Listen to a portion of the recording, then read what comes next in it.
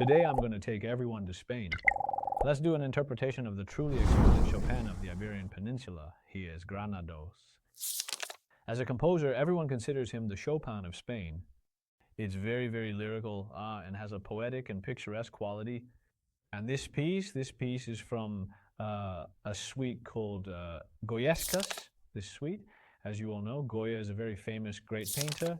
Later on, we can have Xiaoyan give everyone a special explanation of Goya's paintings. Yes, this is one of the pieces from his paintings, one of them. It's inspired by the painting, and it's called The Maiden and the Nightingale. This is a piece that I like very much. It has this feeling of loneliness and romance of a quiet night. I'll play a little for you.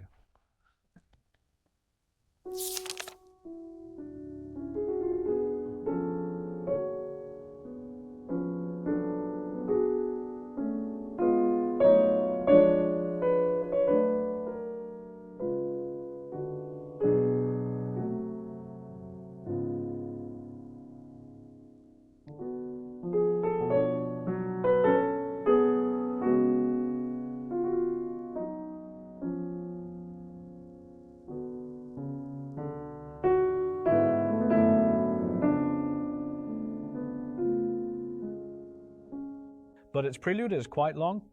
I'll play the main melody for you.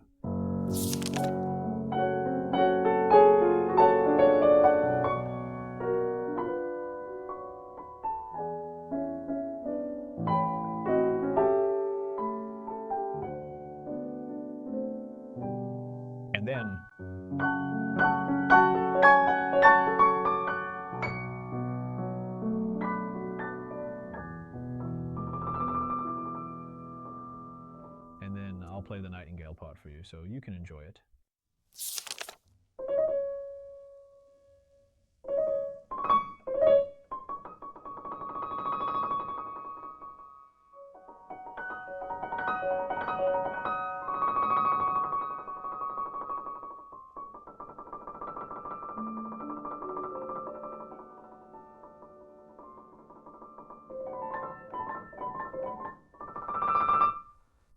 This part reminds me of the Erhu piece, Birds Singing in a Desolate Mountain. It's very, very close to that imagery and sound. Using the piano to make bird sounds, to make bird calls. It's very interesting. So why do I like this piece so much? First, let me briefly talk about my connection to this piece, which came about through a great Spanish pianist. Back in 1999, when I was substituting for Watts at Ravinia, the event was called the Concert of the Century, right?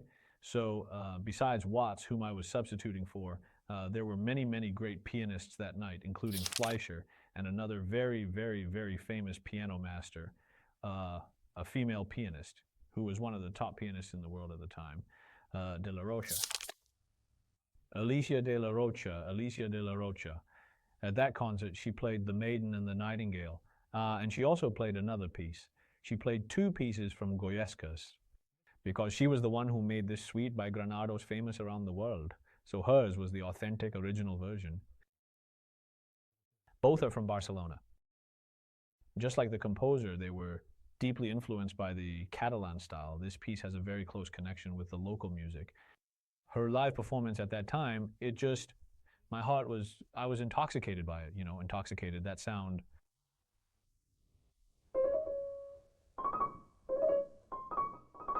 And I've always loved her playing of Spanish works. In fact, many of the Spanish pieces I listen to are her performances. She really is the ultimate authority on Spanish works.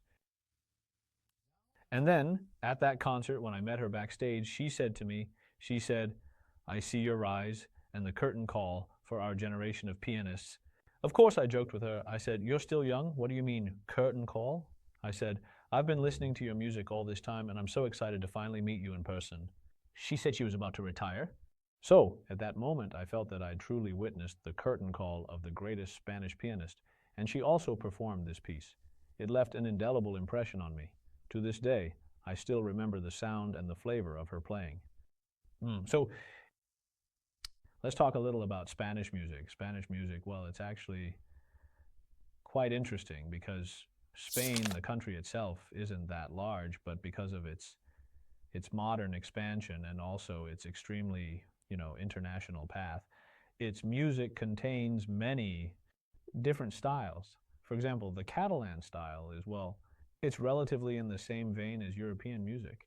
It actually has a bit of an Arabic flavor. You know, you can hear some elements of Arabic music and also some from India. It has a bit of this kind of a rather distinctive this scales and also its intervals. They're not quite the same as traditional European intervals. It's influenced by a fusion of Arabic and Indian musical styles. Also, this Spanish music, it always has a kind of a unique Iberian style. I don't know if you've ever had this Iberian cured meat, their smoked pork. It's extremely flavorful. So I feel this piece gives me a sense of a lot of Spanish cuisine. It's very different from Italian because it's the Iberian style. Italian is the Apennine style. They both belong to the Mediterranean, but in this music, sometimes I can even sense something like paella, that kind of flavor. It has a kind of a very strong sense of fusion. Let me explain it a bit. For example, in certain places, for example, like this.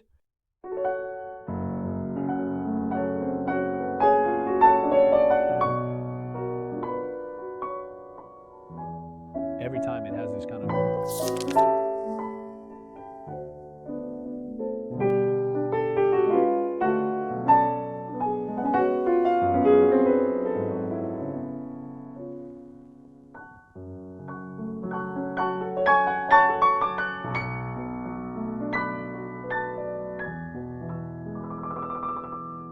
The ending line here always has to play with this kind of thing. These subtle turns, or it plays with this almost ethereal quality that makes you feel like you're not standing on solid ground. The transition between the real and the ethereal is very obvious, and it's always done with this kind of...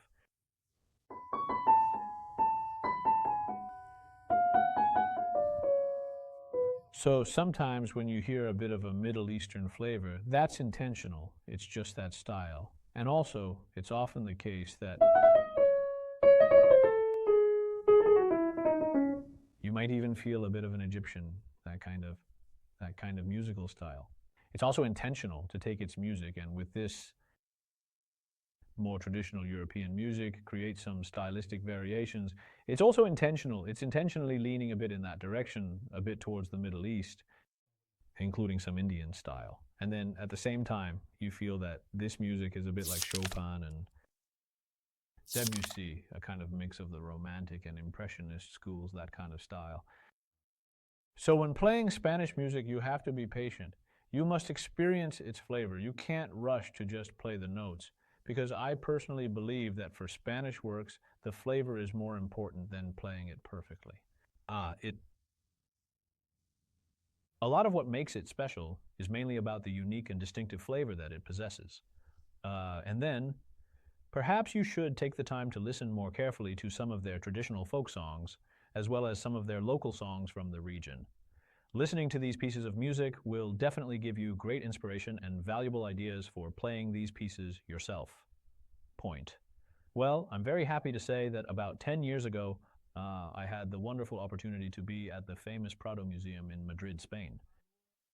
At the museum, in front of Goya's paintings. They had a very large Goya exhibition. I played this suite in front of Goya's paintings, along with Albéniz's Spanish suite. You know, you feel like you've stepped right into the painting. That feeling is just wonderful. Right, especially this piece. It gives you the space to enter into that kind of painting. For example, this kind of... Let's play a bit with some flavor, shall we?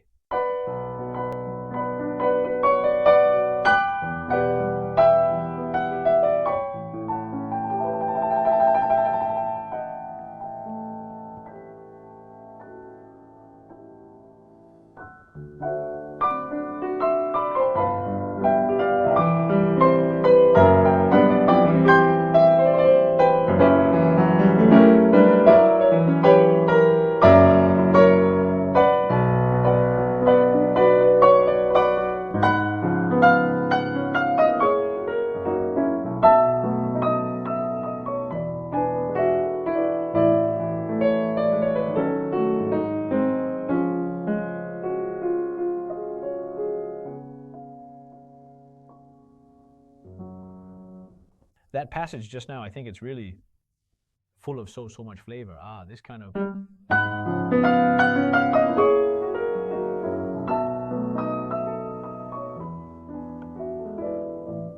It's almost as if you've truly become one with Goya's paintings and with Spanish cuisine. And you must enjoy this rather flavorful harmony.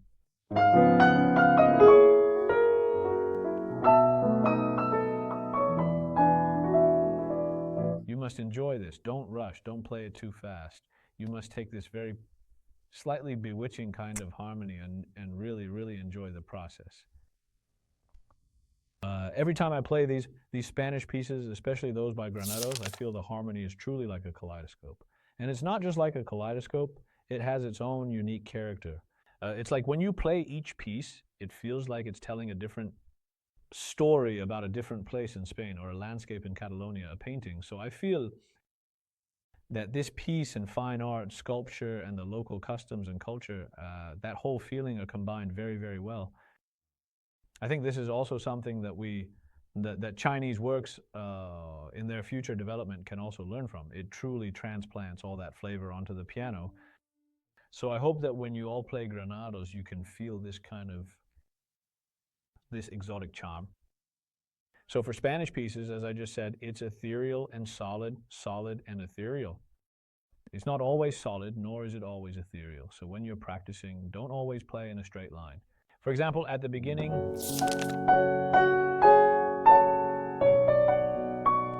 this is no different from German style music, but then suddenly, and then, so the wrist must adjust very quickly based on the musical harmony, the sense of tension and release, and the ethereal and solid qualities. Release immediately. Tense. Release again. So when you practice, the wrist sometimes might need to drop a bit more. That's how you'll be able to bring out this kind of feeling. If it's always a flat parallel wrist playing style like this, it might not be very suitable for this kind of piece. Practice a bit and release. Tense up a bit and release. Solid and then ethereal. Solid and ethereal. This in Spanish music is that this in and out is very fast. Its feeling has a rather strong sense of release.